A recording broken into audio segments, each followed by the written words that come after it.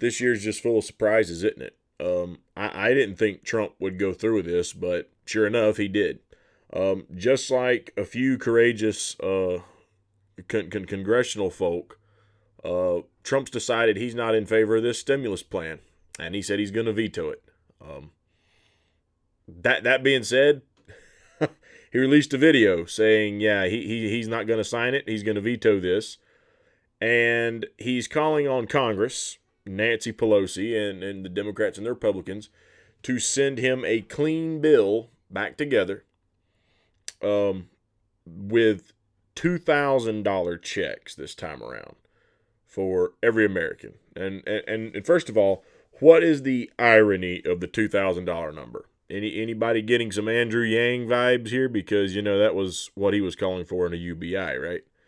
So I didn't think Trump would go through with it. I said, he's just going to sign off on it. It is what it is.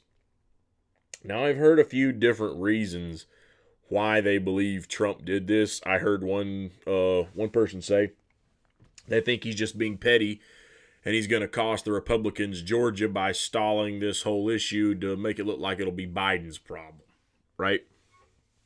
So, I don't know that I buy that narrative. Is it possible? Perhaps. I look at it more along the lines of Trump lets his ego govern. He's shown that for a very long time. His ego is what leads him around. Okay. That being said, okay, Joe Biden obviously, and I've said this plenty of times, I'm not saying anything new in this video. Joe Biden is led by the donors. He's led by his greed. He's led by his bank account. Trump, at the end of the day, is going to fall to the whims of his ego. And the one thing his ego wants is to be liked. He's the type of person who wants the people around him to respect him, like him, look at him as a, famous figure, a likable guy. He's rich, but it almost as if he's got like insecurities. Like he's got a desire to be liked, to be in the spotlight, to be liked, to be noticed. Okay?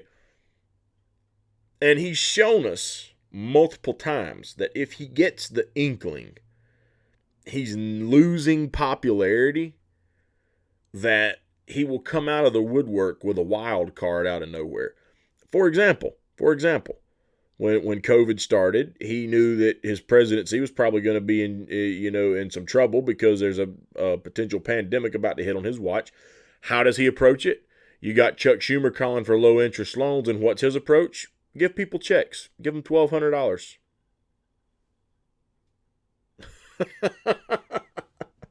Like really? When would you have heard a Republican say something like that? The last time a Republican did anything along those lines was under Bush, and Bush's was about as big of a joke as this stimulus they just tried to throw at us.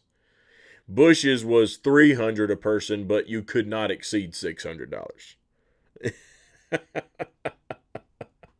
But the $600 this time around was an even bigger joke because, again, think about it for a moment, folks. The economy, the cost of living went up since Bush, and we weren't doing well under Bush. At the end of Bush, we were in a really bad place.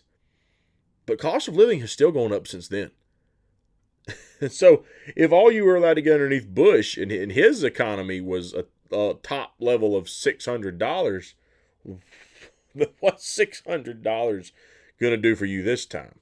You know what I mean? So Trump, when he feels like his popularity is in jeopardy, wants to be liked, so he'll come out of left field with this wild card. He's done it plenty of times. He's turned his back, even making deals with the Democrats, for example. Okay. I remember he called like Paul Ryan, Mitch McConnell, Nancy Pelosi, and Chuck Schumer all over to the White House for a news conference or for a meeting about a budget, right? And you had the Paul Ryan, Mitch McConnell proposal, and Trump wound up siding on, I want to go with the one that Pelosi and Schumer put forward instead. And Fox News all were like, oh my God. And they were hurling the insults his way, calling Chuck, his new friends, Chuck and Nancy, for about 2 weeks. I can remember that, okay? So Trump will come out of left field with these things. But again, he's not doing it because he has a genuine concern that people need the money, in my opinion. He's doing it because I think he's finally come to the realization, regardless of what took place, he will be exiting the White House in January. And he does not want to go down in the books as a loser.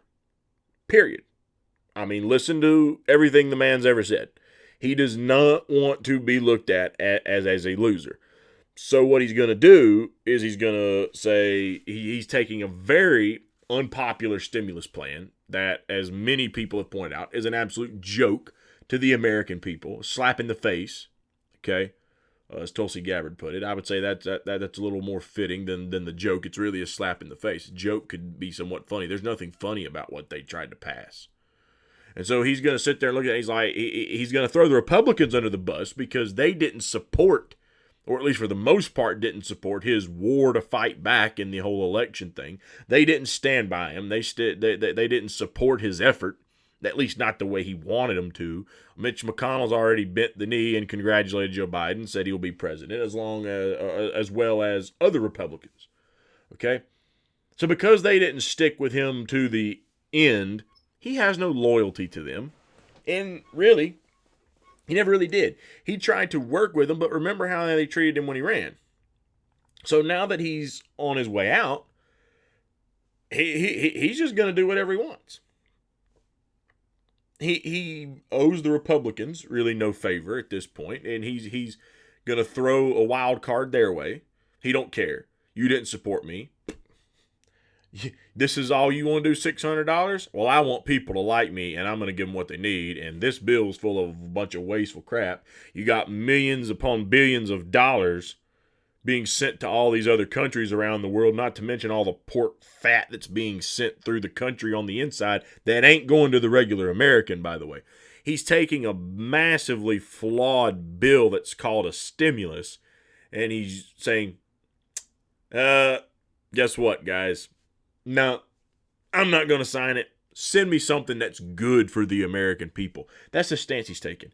And he is going to get nothing from people who studied anyway. And there's probably some hacks out there who are going to listen to a CNN interview and be like, he just robbed me and $600 and throw out an unreachable number just to stop me from getting my money. They're not going to pass that, so I must not be, I'm not going to get no money. I don't like Trump. There's probably somebody out there that's going to be that far into the Kool-Aid punch bowl here, drinking it up, that they're not going to see what's taking place. That whole bill is just flawed, massively flawed with waste. But that being said, he knows that there's other people, or even for people who don't follow it that closely. I notice there's people who don't follow politics nearly as closely as I do, and they realize this bill was full of bull. Okay, even they've come to that realization, and very quickly, by the way. So he wants to do this so that he gets back in favor with the people, and that way, potentially, when he's on his way out. When he's on his way out the door, the people are going to be cheering him on. And in his mind, if he can please the people on his way out the door, then his presidency was a success. And I will say this, if there was a chance that because he's throwing the pardons around too. If there was a chance, by the way, he's going to pardon Assange or Manning or Snowden, now's the best chance you've ever had at it actually happening. Will he do it? I don't know, but now's the best chance you've ever had at it. I think he kind of came to the realization that the status quo no matter what he did, was going to come after his head, and they came after it, and now he's about to leave the White House. And now because they did that to him, he's still got a little bit of power left. I think he's going to take advantage of it to a degree. How far he's going to go with it, I don't know. But I definitely think he's going to take advantage of it to a degree just to get back at him and say, you want to do that to me? Fine. Here's what I can do for you. I think that's the approach he's coming from. Now, that being said, am I saying that to say we shouldn't applaud what he's done? Absolutely not. It's like I told my aunt earlier this morning when I told her about what he was pushing forward, and she said, well, why would he do that? He don't care about the poor people. And I explained to her, I said, look, it's got nothing to do with him caring about the poor people. Granted, if that was the reason he was doing it, then absolutely he deserves nothing but praise. But I don't believe that's why he's doing it. Maybe it is. Maybe he's in the Christmas spirit. I don't know. But I'm more inclined to believe, as I said before, it's got more to do with his ego. But as I explained to her, just because someone is doing the right thing for the wrong reasons doesn't mean you should be hard-headed and criticize them for still doing the right thing. You might not agree with why they did it, but as long as they did the right thing, let it go. Let it go. Take a win where you can get one. Okay? Let it go. Because the alternative, when you start hurling that criticism, what are you wanting them to do? Regret that they even chose to do the right thing and proceed to do the wrong thing? That's called cutting your nose off to spite your face. What do you want them to do? Sign a massively flawed stimulus bill? I don't care if he did it just because he woke up and didn't have a proper bowel movement that morning. I don't really care why he did it. I'm just glad that he did it. It could be for any reason on the planet. It could be because he watched Scarface and got upset because he didn't remember Tony Montana snorting that much coke. I don't care why he did it. It's just a good thing that he did it. Because it was extremely wasteful. It was a slap in the face to the American people. And it had no business ever being put on paper in the first place. It was a complete crock of crap. And it's a fine example. Even though I didn't vote for Trump this time around. It's a fine example to show why I made up my mind a long time ago I was an independent. Even when I voted for Trump in 2016, hoping he would be the outsider he ran on that he would be. I did not ever join the Republican Party, and I'm not going to. Don't plan on it. Am I going to say never? Who knows what's going to happen? I'll never say never to anything. But I don't plan on it. I'm an independent, and I plan to stay one. And seeing what the bipartisan group of Democrats and Republicans were able to put together, and that was the final product, that just makes me glad that years ago I started listening to Jesse Ventura expose them. Because this shows exactly what I said. If there was any kind of conspiracies going on, that it had Democrats and Republicans involved, because this is how they want to govern. And if the Democrats did have anything going on, the Republicans had to be in cahoots with them. Because that's how they want to govern. And this is why I said they don't want Trump around either, and they'd much rather have Joe Biden. The Mitch McConnells, the Paul Ryans, the Mitt Romneys, the Boehners, all these cats, Lindsey Graham, all these characters, they want Trump gone. Now, there's some populist Republicans or people who might kind of push legislation like those guys I just mentioned, but they also realize that they kind of need Trump around to be the face of the party and bring in that popularity type thing. But overall, the swamp creatures that make up the Republican Party that have been there for decades or whatever, they might pretend to be his friend on camera, and they have to do it to keep that base, but they want that man gone so bad, it's not funny. It's not funny. So that's why I think Trump is doing this. I think Trump's come to that realization as well. And he's doing this. But again, regardless of the reason, I'm glad he did it. I hope he follows through, just sticks to his guns, and we'll see what happens. Some people are going to say that they're planning on trying to override his veto. It's possible. It's very possible. But I read some articles today that's floating the idea around where Nancy Pelosi and Chuck Schumer are trying to throw it back at the Republicans and saying, oh, fine, you want $2,000 for Americans? We're all for it. Now get the Republicans in the Senate to vote for it. And so, again, to the original theory that he's throwing the Georgia runoffs under the bus, well, if this passes the House, what he's calling for, if they scrap the first idea, they come back, they vote for $2,000 stimulus for the people, and then it goes to the Senate, and the Republicans don't pass it, and the Republicans stop it, and the Republican president called for it, and the Democrats voted for it, but the Republicans in the Senate stop it, stick a fork in it. Georgia's done. Georgia's done.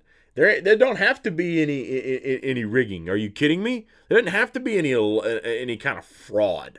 The Democrats would take Georgia in a clean sweep if a Republican president known as Trump, who, by the way, in that area, not with the Democrats, but with the Republicans in my area of the country, he's very, very popular. Okay? And they like him really more than they like the Republicans. They associate him with being Republican, but at the end of the day, who they really like is Trump. They're just the Republicans ride his coattails, basically. Okay, it's the party of Trump, period. They don't really have near as much enthusiasm about these other Republicans that they do about Donald Trump. So if he pushes for this, the Democrats pass it, and the Republicans in the Senate, which are the Republicans, like I mentioned, that are riding those coattails, don't, they're done. They're done. Mitch McConnell will become the minority leader after that runoff election, period. It will be over. It will be over. And the Democrats will then have the White House, the House, and the Senate. And Joe Biden's going to have a full deck when he goes into office. He won't have a bulletproof Senate like Obama did. He won't have a veto, or not veto, the word escapes me here at the moment. Filibuster. He will not have a filibuster-proof Senate, but he will still have at least a slight majority lead in the Senate. So, looks like it's going to be in the Republicans' court. But again, hey, don't hate Trump if he did the right thing for the wrong reasons. This is one thing where you have to put any feelings aside and say, okay, whatever, he did the right thing. Applaud him, give him credit for it, push him to continue to do more right things. Maybe he will, maybe he won't. But sitting there and saying, oh, well, he did it for the wrong reason, so poo-poo. Again, you're just cutting your nose off to spite your face at that point. That's very counterproductive in my opinion. But that's just my thought. So that being said, I at the moment I'm not planning on making any more videos until after Christmas. I suppose that could change considering the fact that anything could happen within the next 2 days. If something happens and I have a moment to step in and make a video on it, then I will. I mean, I'll be off work. But as of right now, I don't plan to shoot anything else until possibly this weekend after the Christmas holidays. So with that being said, I'm going to pour one up to celebrate Christmas time. And I hope that everyone out there who's been watching the channel, if you've been following me since the beginning, I appreciate the support from everyone. If you've just stumbled across the channel, hope you continue to tune in, go throughout the year, all the way over into 2021. And with that being said, here's a good cheers to you. I hope you have a Merry Christmas, Happy Holidays, and enjoy time with your family. Everyone take care.